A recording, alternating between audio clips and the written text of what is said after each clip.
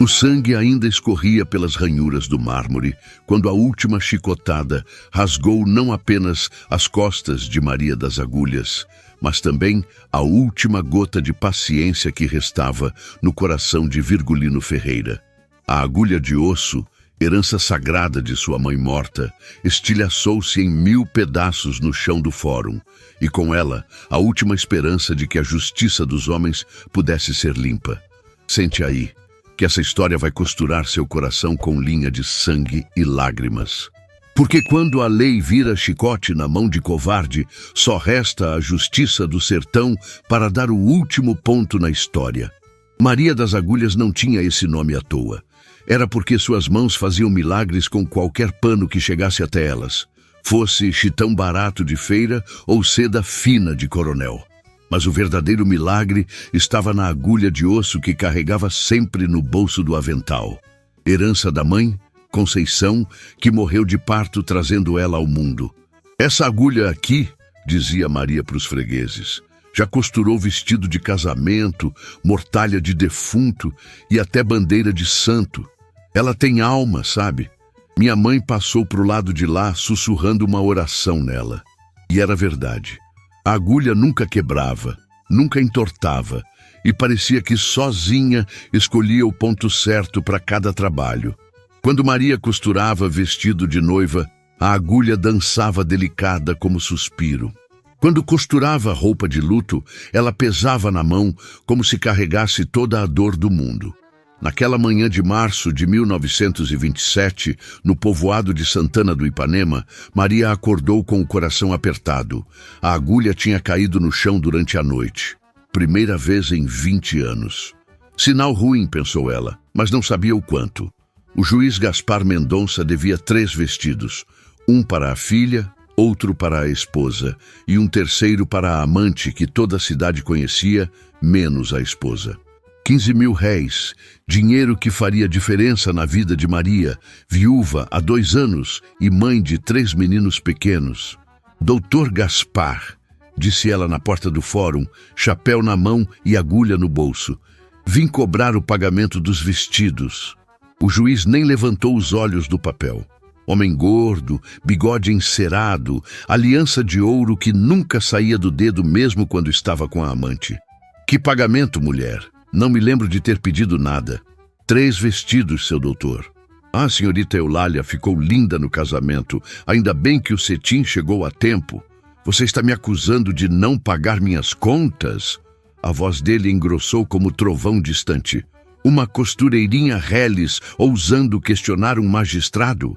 Maria sentiu a agulha esquentar no bolso. Não estou questionando nada, seu doutor.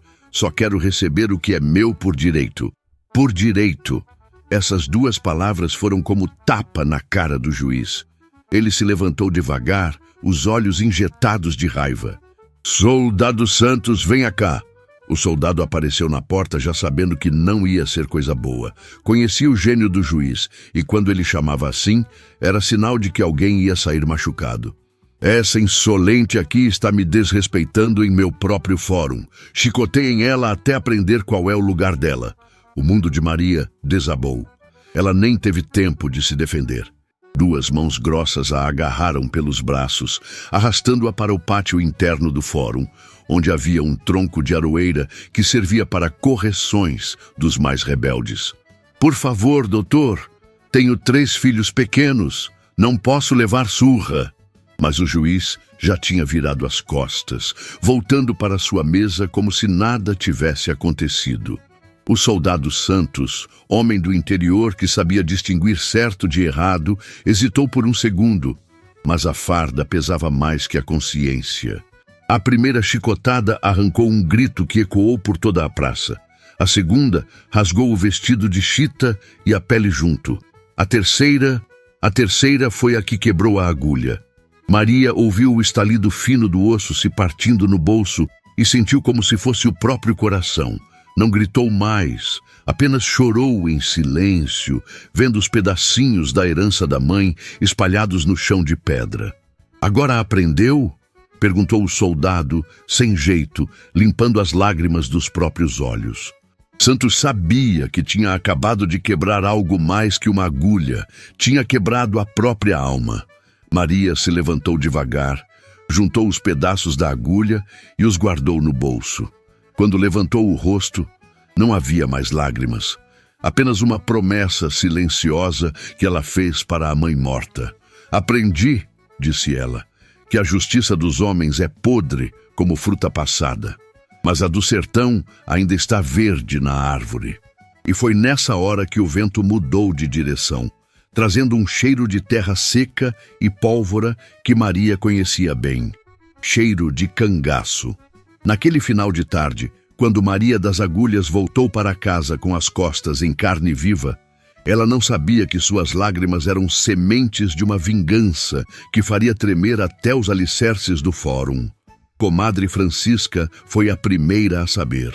Não porque fosse mexeriqueira, que isso ela era mesmo, mas porque morava na casa grudada no fórum e ouviu cada grito que saiu da garganta de Maria das Agulhas. "Oh, desgraça!" murmurou ela, espiando pela fresta da janela. "Chicotear mulher de bem. Isso não vai ficar assim, não." Francisca tinha seus contatos. Conhecia gente que conhecia gente que conhecia os lugares onde Lampião se escondia. E se havia uma coisa que ela sabia sobre Virgulino Ferreira, era que ele não tolerava desaforo contra os fracos. 2 dias depois, a notícia chegou ao esconderijo na Serra do Raso. Lampião estava sentado à sombra de uma baraúna, afiando seu punhal de cabo de chifre, quando Francisca apareceu com a respiração ofegante. "Virgulino, meu filho", disse ela, "preciso contar uma coisa que vai fazer seu sangue ferver." Lampião não levantou os olhos da lâmina. "Fala, comadre, mas se for migalha de fofoca, não perco meu tempo." "Não é fofoca não, menino. É covardia grande que fizeram com Maria das Agulhas lá em Santana." Agora sim, Lampião parou de afiar. Maria das Agulhas ele conhecia. Mulher direita, que já tinha costurado roupa para algumas mulheres do bando. Mãos honestas, coração limpo. Que foi que fizeram com ela? Francisca contou tudo. A cobrança justa, a humilhação, as chicotadas, a agulha quebrada. Com cada palavra, o punhal de Lampião brilhava mais afiado. "Agulha quebrada?" repetiu ele, e na voz havia um gelo que Francisca nunca tinha ouvido antes. "Quebrada sim, Virgulino. A agulha da mãe dela, que era a única coisa que restava da defunta." Lampião ficou calado por um tempo longo. Seus olhos estavam fixos no horizonte, mas Francisca sabia que na cabeça dele já estava tramando algo terrível. "Sabe o que minha mãe falava, comadre?" disse ele finalmente. "Que agulha na mão de mulher honesta é sagrada como o terço. Quem quebra a agulha de costureira honesta, quebra o fio que liga esta vida à outra." Ele se levantou devagar, guardando o punhal na cintura. "E esse juiz aí, como é mesmo o nome dele?" "Gaspar Mendonça, homem gordo, dedo cheio de ouro, mulher de um lado e rapariga do outro." "Gaspar", murmurou Lampião, experimentando o nome na língua como se fosse veneno. "Nome de rei que adorou o menino Jesus. Mas esse aí só adora o próprio umbigo." Naquela noite, Lampião reuniu o bando em volta da fogueira. As chamas dançavam nos rostos queimados de sol, e todos sabiam que quando o chefe tinha aquela expressão, era sinal de que alguém ia pagar caro por alguma coisa. "Pessoal", disse ele, "temos um trabalho em Santana do Ipanema. Um juiz que se esqueceu de que todo mundo tem mãe." Zé Sereno, o lugar-tenente, cuspiu no fogo. "Juiz é problema, Virgulino. Eles têm proteção do governo." "Proteção?" Lampião riu, mas era um riso sem alegria. "A única proteção que esse homem vai ter é a mortalha que alguém vai costurar para ele. E eu sei quem tem a agulha certa para o serviço." No dia seguinte, Lampião foi sozinho até a casa de Maria das Agulhas. Ela estava sentada na porta, tentando costurar com uma agulha comum, mas os pontos saíam tortos, desiguais. As mãos tremiam, e não era só por causa das feridas nas costas. "Boa tarde, Dona Maria", disse ele, tirando o chapéu. Ela levantou os olhos e por um momento não reconheceu. Virgulino, sem o bando, sem as armas à mostra, parecia um homem comum, mas os olhos tinham um brilho que não enganava ninguém. Lampião, sussurrou ela. Ouvi dizer que quebraram sua agulha. Maria baixou a cabeça. Quebraram sim. A agulha da minha mãe. 20 anos costurando com ela e agora você vai costurar com outra. Ele tirou do bolso uma agulha nova, de osso também, mas esta era diferente. Maior, mais pesada e tinha gravado na ponta uma pequena estrela. Essa aqui, disse Lampião, é agulha de osso de veado. Minha mãe fez para mim quando eu era menino. Disse que era para costurar os rasgos da vida. Acho que chegou a hora de usar. Maria pegou a agulha com mãos trêmulas. Era bonita, sim, mas carregava um peso que ia além do osso. Que rasgos o senhor quer que eu costure, Lampião? Uns lábios que andam falando demais. Naquela noite, quando a lua estava cheia e redonda como moeda de prata, o bando de Lampião se moveu silencioso pelas ruas de Santana do Ipanema. E no bolso do líder, uma linha de algodão cru esperava a sua vez de fazer justiça. Ouvinte, deixa eu te fazer uma pergunta enquanto Maria das Agulhas segura essa agulha nova nas mãos. Você já passou por alguma injustiça que quebrou algo sagrado dentro de você? Alguma vez sentiu que a lei dos homens falhou quando você mais precisava dela? É que essa história aqui toca numa ferida que todo brasileiro carrega. A dor de saber que justiça nem sempre chega para quem merece. E o que vem agora na nossa história vai mexer ainda mais com esse sentimento. Se você está sentindo esse aperto no peito, deixa um like aí embaixo. E se conhece alguém que precisa ouvir que nem sempre o mais forte é quem tem razão, compartilha essa história. Ah, e se você está gostando desse jeito de contar causos do sertão, se inscreve no canal que tem muito mais história boa esperando você. Porque história que mexe com a alma é igual remédio caseiro. Quanto mais gente toma, mais cura espalha. Agora respira fundo, que vamos descobrir o que aconteceu quando o Lampião olhou nos olhos do juiz Gaspar.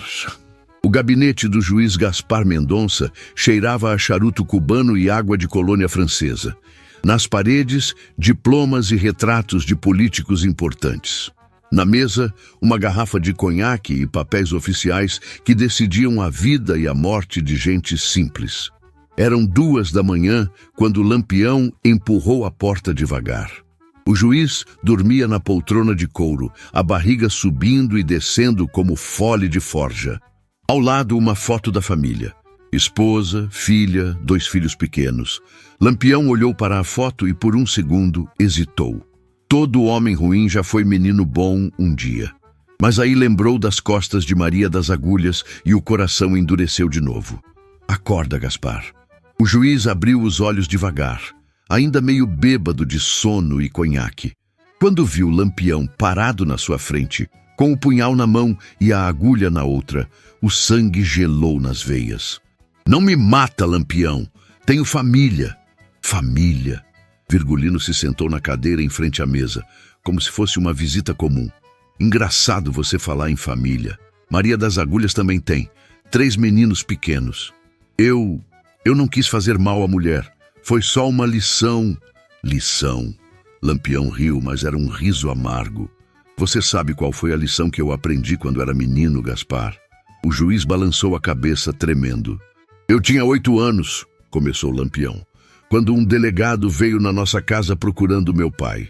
Disse que ele tinha roubado uma cabra do coronel. Meu pai jurou que não tinha roubado nada, mas o delegado não quis saber de conversa. Lampião se levantou, caminhando até a janela. Lá fora, a cidade dormia em paz, sem saber que a justiça estava sendo feita naquele momento. Sabe o que o delegado fez com minha mãe quando meu pai não confessou? Continuou ele. Mandou chicotear ela na frente dos filhos. Disse que era para meu pai aprender a não mentir. Gaspar engoliu em seco. Eu não sabia. Claro que não sabia.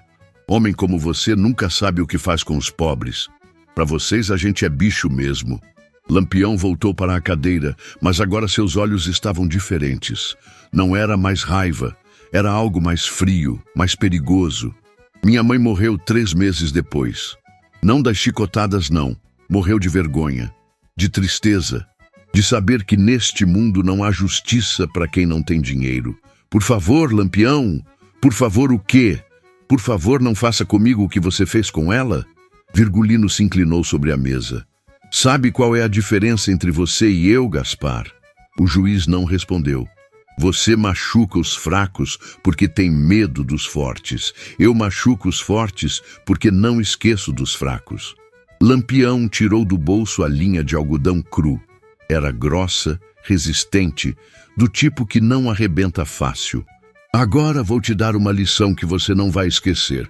Chama-se Como Costurar a Boca de Quem Fala Demais. Não, por favor, eu pago a mulher, pago dobrado, triplo. Agora você quer pagar?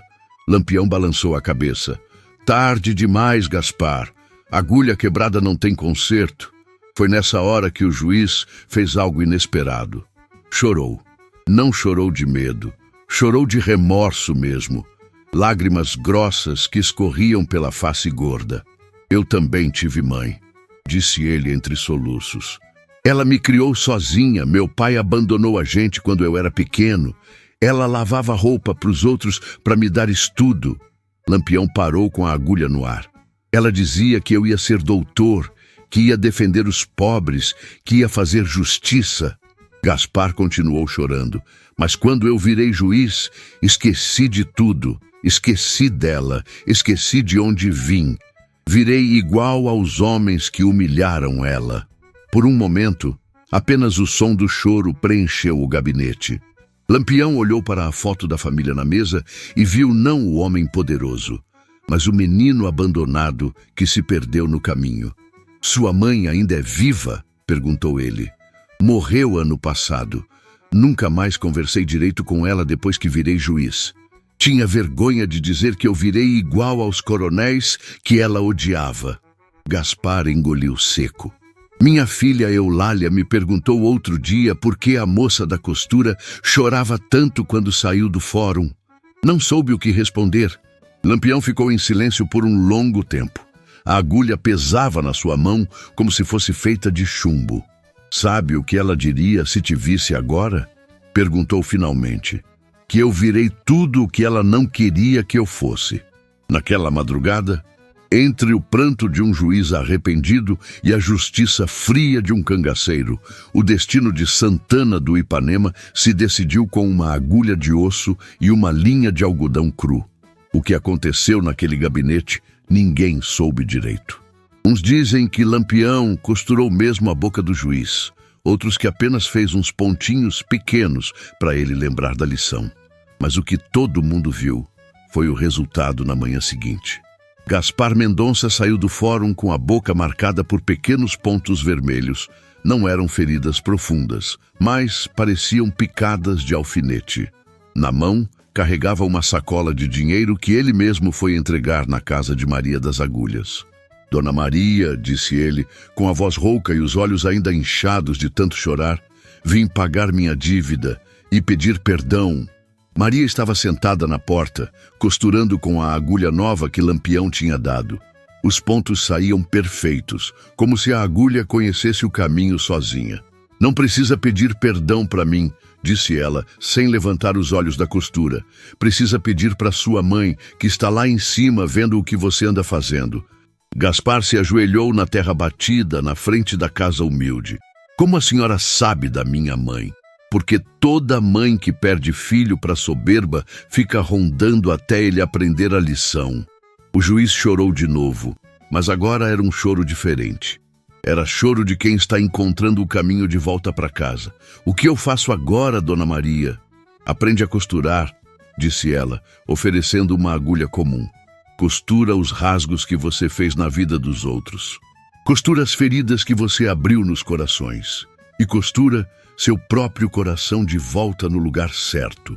Gaspar pegou a agulha com mãos trêmulas. Era a primeira vez na vida que segurava uma. Não sei costurar, ninguém nasce sabendo. Mas quem tem vontade de aprender, aprende. Daquele dia em diante, Gaspar Mendonça virou outro homem. Não foi de uma hora para outra. Mudança de coração é costura delicada, que exige paciência. Mas aos poucos, ele foi aprendendo a usar a lei para proteger os fracos em vez de proteger os fortes. O soldado Santos, que tinha aplicado as chicotadas, abandonou a farda 3 dias depois.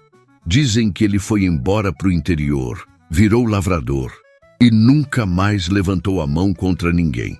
Carregava no bolso uma agulha pequena que encontrou no chão do fórum.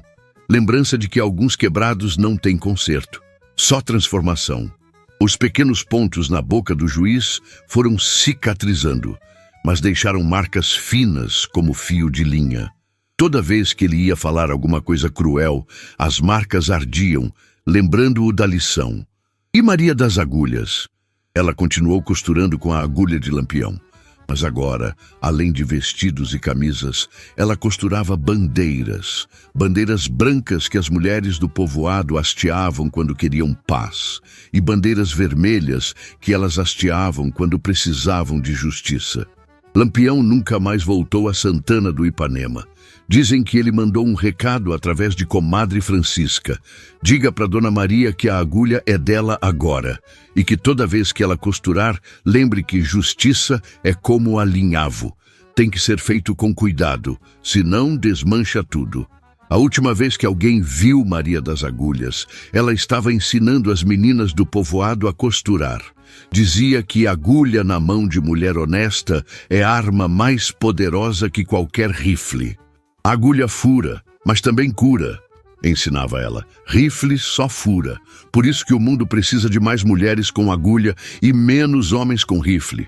E quando as meninas perguntavam sobre a agulha especial, a de osso de veado com estrela gravada, ela sorria e dizia: essa aqui é para costurar os rasgos da alma.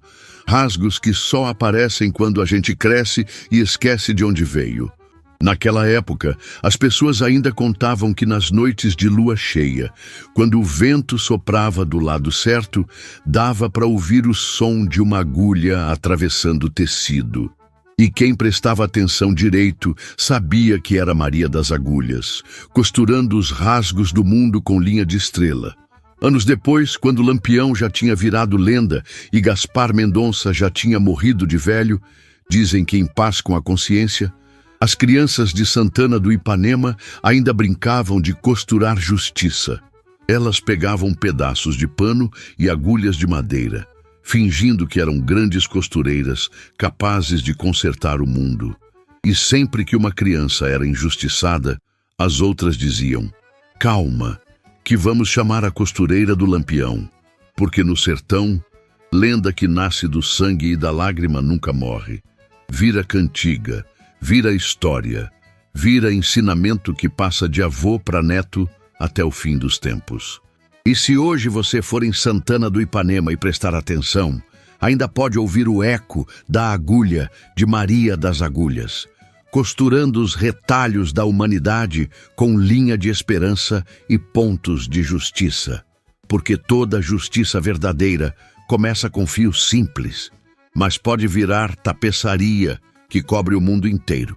E você que ouviu essa história até o final, responda com o coração na mão. Se fosse você, no lugar de Maria das Agulhas, teria coragem de entregar a agulha para quem prometeu fazer justiça?